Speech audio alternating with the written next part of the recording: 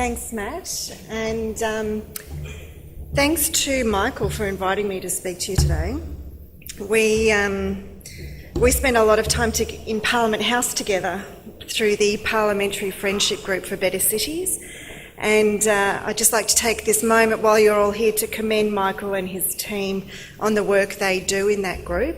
They play a great coordinating role, and together there's quite a few peak bodies and advocacy groups who I think are really having an impact when we're there in Parliament House. So thanks to the BIC for the important role that you play.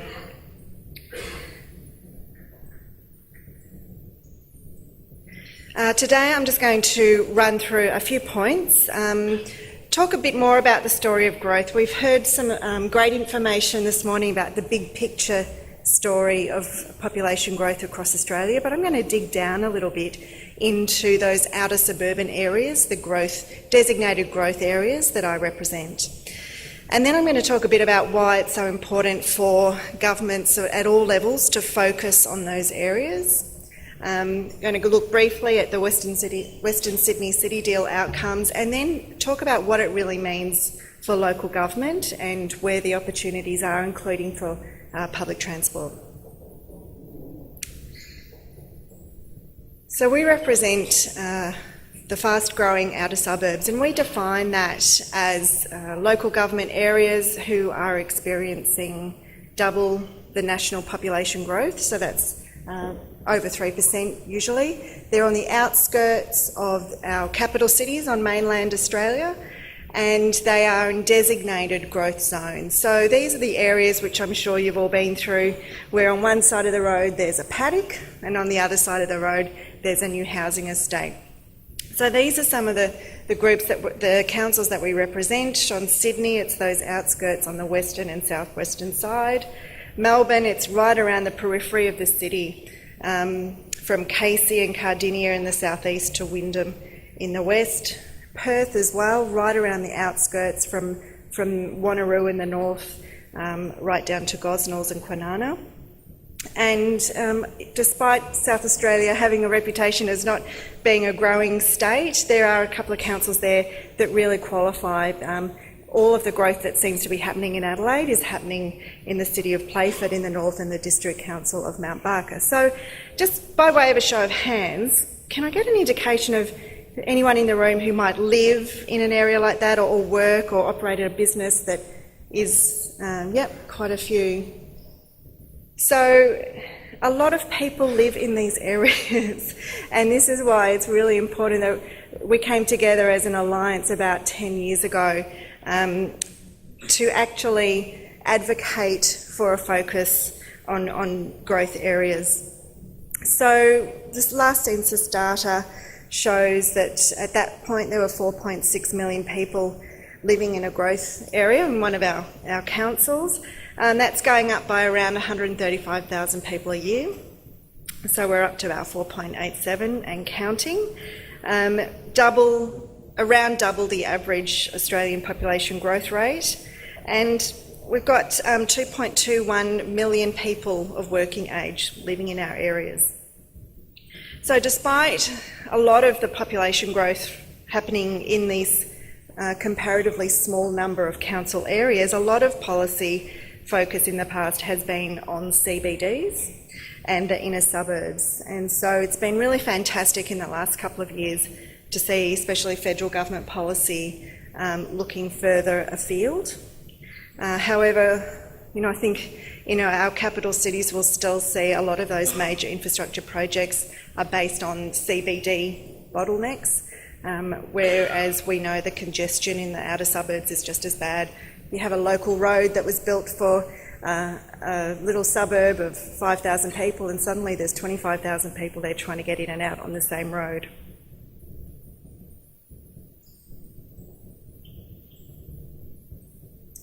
So this is just a lot of numbers up on the screen, but I thought I'd start sort of digging down into Western Sydney a little bit now. So you can see in those percentage increase columns quite large percentage increases in population over that census period. Some of our councils are at very different stages of their growth. So if you look at the Shire of Wallandilly down the bottom, they had around 5,000 people move there in the last census period, 2011 to 16. But they have a new town being built within their municipality. So within the next 5 to 7 years, there'll be another 20,000 people moving in. So that makes an incredible difference to that community. And you look at all those other councils and the number of houses that are being built. If you dig down and think what that means even for bus companies, if suddenly there's a whole new town with 20,000 people, you look at the west of Melbourne, the city of Melton has doubled its population in the last 10 years. It's now bigger than Ballarat, bigger than Bendigo, and it's lacking really vital, essential services because the population growth has happened a lot faster than anyone expected. So from a local government perspective, we need to think about what that level of population growth means on things like kindergarten places, the services that councils provide. That's a lot of extra rubbish to collect. It's a lot of extra playgroups to organise, playgrounds to maintain, not to mention local roads. And so it's really important that this change is starting to happen between local, state and federal government, where we realise we all have to cooperate and collaborate to get things done.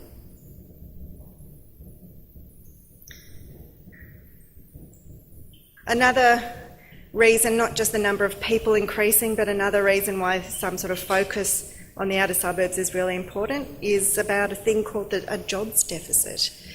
So back in 2006, for every there were 70 local jobs for every 100 workers living in the fast-growing outer suburbs. That's decreased only by 1 in 10 years. But when you have a think about what that is going to mean in the long term, it's quite startling. So this is a really important chart. It shows the projections for Greater Western Sydney for the number of jobs that will be needed in that area for the number of people who will live there. Now, the reason that we need local jobs is to try and keep people off the road. They don't have to travel so far. Public transport becomes a more accessible option if you're only travelling 15 kilometres rather than 60, 70. So if you look at the orange line in the middle, so that's a bit of an ideal situation. That would mean we're up around 84 local jobs per 100 people, and that means there's still obviously some people who have to travel significant distances to get to work, but overall it will mean a lot of people off the road, a lot of people get home on time then to perhaps read to the kids before they go to bed, or at least have a conversation with family or friends, or participate in some community activities rather than spending time on the road. But the other lines are really where we think things might end up, and the scary one is down the bottom, which indicates that if we just keep going in a business as usual situation, within the next 20 years, there'll be close to 500,000 people leaving Greater Western Sydney area every day to go to work. So that is an incredible number of people on the road travelling. It's going to have a massive impact on productivity and transport. And this, I think, was a real crux, the real defining moment that said the Western Sydney City Deal is an absolute game changer, because it has such a focus on local job creation. And that's how we combat this jobs deficit, is by focusing on industries and promoting industries, the aerotropolis and the airport. They're real game changers for Sydney as a whole, probably for Australia as a whole. And the really important part of them is about that local job creation.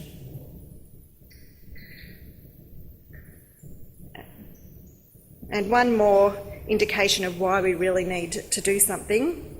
As I said, there are 31 local government areas in Australia who qualify as a growth area with our definition, which is double the national average population growth and in a designated outer suburban growth zone. But there are 537 local government areas all up.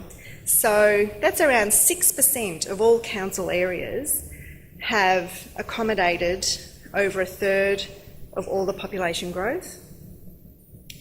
Jobs are booming out there too. We've got 25% of job growth. Not enough to keep up with the population growth though. But we've only received 13% of asset growth. And what that means is we've only received 13% of federal government investment in infrastructure, which just doesn't match up with everything else on that page. We're taking 35% of population growth, creating jobs, creating businesses, but where's the investment to go with that in those things like railway lines, hospitals, universities, those sorts of things? It's just not there. And again, you know, I think this was one of those sort of data sets that said something needs to be done, and thankfully with the evolution of city deals it is being done. So this bit of a funny map, but this is part of the Greater Sydney Commission's 3 cities plan for Sydney.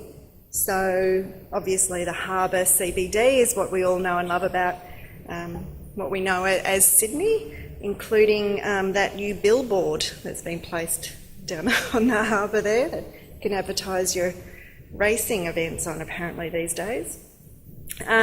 Parramatta as the second CBD, and then there's this concept of creating a new CBD, a new Western City parkland, Western City out on the outskirts based around the airport. Now we think this is a great concept because it gives some recognition to those outer growth areas to say we do need to focus on you just as much as the CBD. And what we are really keen on is this looking at the whole of the place itself, a holistic approach to making sure that the hundreds of thousands of people that are moving to new areas like this have really good quality of life. You know, quite often the fast-growing outer suburbs are some of the most affordable places to live. But our research shows that affordability sort of stops when you buy the house because you're going to spend double the average amount of money per week on transport costs. You're going to lose time because you're travelling so far to get to work.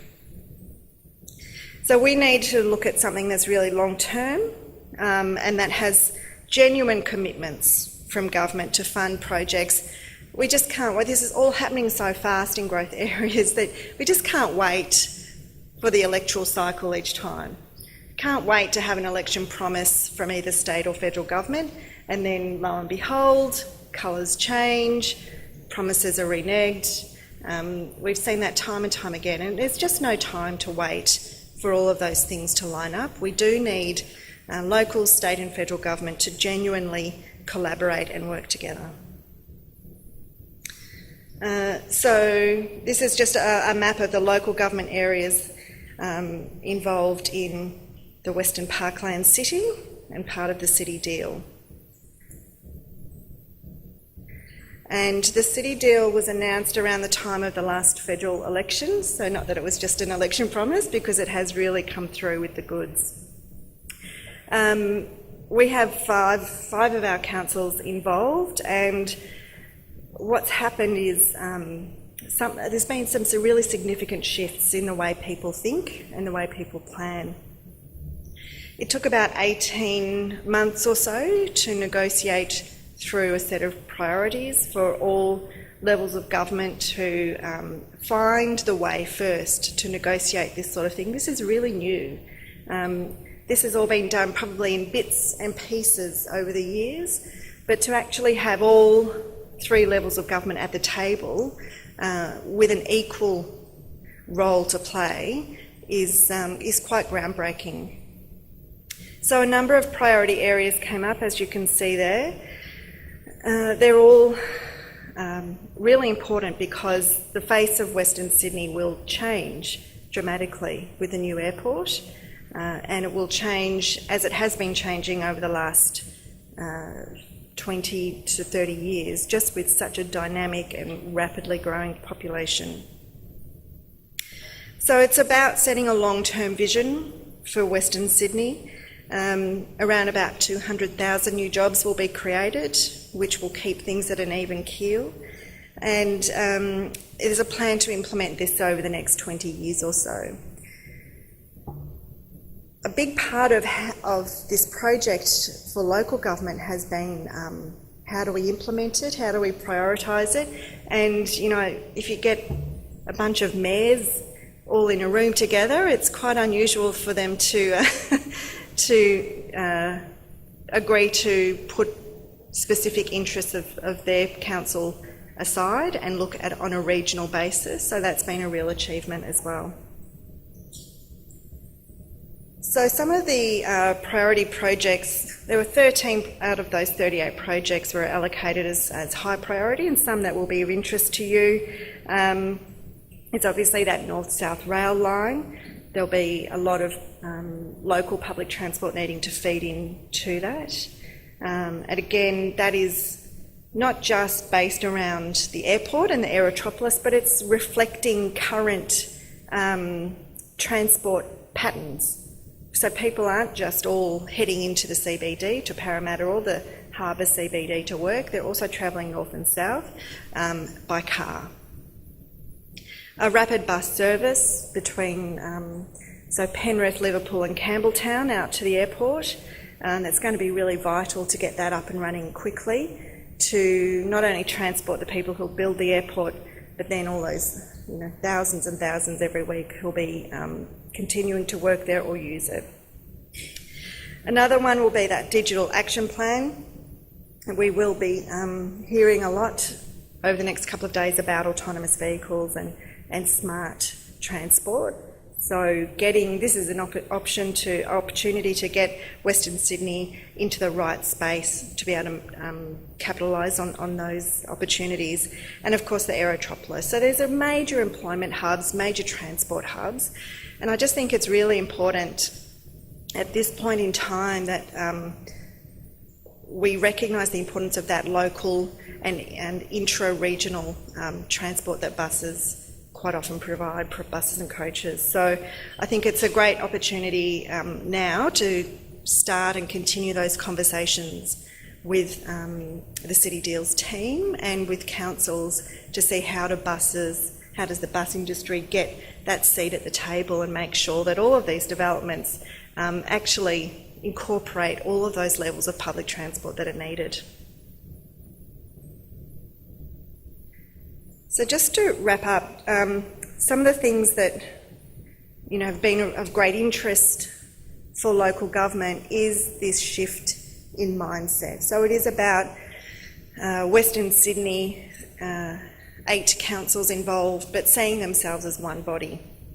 And that's a really important shift that is happening right around the country as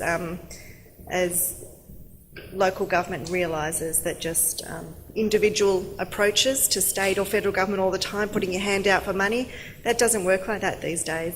We need to go in and take a seat at the table and be an equal partner in negotiations, and local government needs to be able to offer as much as it's expecting to take. An interesting part, an implementation plan has only just been struck, but I think already holding each other accountable to make sure that it is fully implemented will be a really big challenge. There's certainly the political will, and I think from the federal government a really strong sense of leadership amongst the bureaucracy, that this is a whole new way of doing things.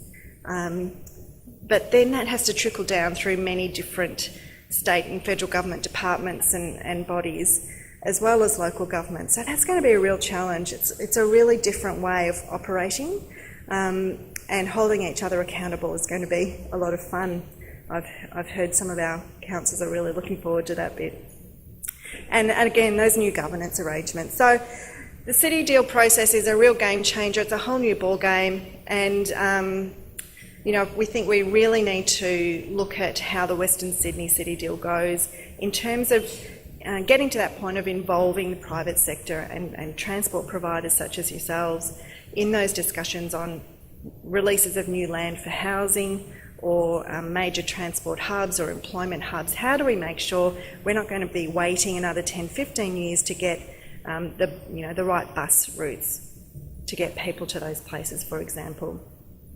And finally, just to say that there are quite a few outer urban growth areas ready to go.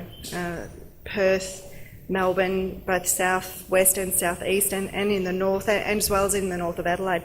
They're just ready to go with this sort of thing. Local government has really shifted the way it thinks and the way it knows it needs to operate, because they're seeing on the ground, they're right at the coalface with what this level of population growth means to everyday living. So that's one of our biggest challenges over the coming months, weeks, years, decades probably, but we're really pleased that the federal government's leading the way in this city deal model. Thank you.